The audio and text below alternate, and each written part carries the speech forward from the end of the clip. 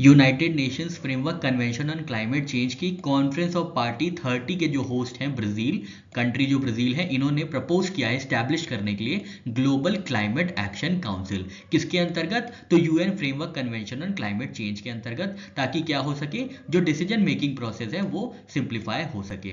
COP30 आयोजित किया जाएगा ब्राजील में। आप बताइए COP29 कहाँ पे आयोजित किया गया था? इंडिया को इलेक्ट किया गया है 3 ईयर टर्म के लिए, 3 वर्षों के लिए, 2025 से 2027। कहां पे इलेक्ट किया गया है? तो यूनाइटेड नेशंस की intergovernmental working group of experts on international standards of accounting and reporting. तो international standards of accounting and reporting में इंडिया को इलेक्ट किया गया है 3 सालों के लिए। बात करते हैं international standards of accounting and reporting ISAR की, तो इसको फॉर्म किया गया था 1983 में United Nations economic and social council द्वारा, और कोऑर्डिनेट किया जाता है United Nations trade and development द्वारा, जो कि जिनीवा में स्थित है। पंजाब एंड हरियाणा हाईकोर्ट के जज हैं जस्टिस अरुण पल्ली।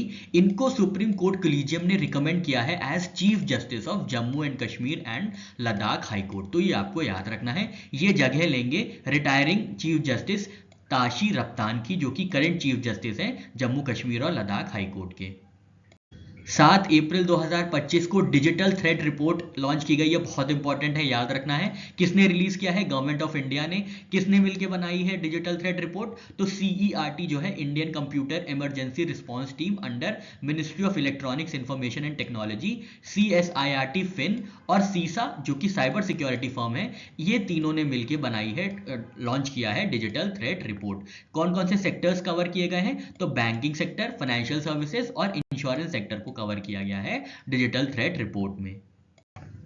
गुजरात का प्रोडक्ट अमल साज चीकू को GI टैग मिला है। अमल साज चीकू साउथ गुजरात से आने वाला पहला प्रोडक्ट है, ये आपको याद रखना है। नवसारी डिस्ट्रिक्ट साउथ गुजरात में इसको ज्यादा उगाया जाता है, जिसको GI टैग मिला है। ये पहला एग्रीकल्चर प्रोडक्ट है जिसको साउथ गुजरात से GI टैग मिला है, और तीसरा फ्रूट है गुजरात से जिसको GI टैग मिला है। इससे पहले गिर केसर मैंगो और कच्ची खरक यानी डेट को GI टैग मिल चुका है।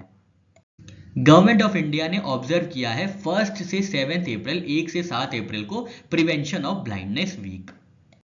कान्हा जी और रुक्मणी जी की डिवाइन मैरिज को कमोमोरेट करने के लिए रामनवमी के दिन मतलब 6 अप्रैल को माधवपुर मेला आयोजित किया गया था। कहां पे? पोरबंदर डिस्ट्रिक्ट गुजरात में। तो ये आपको याद रखना है।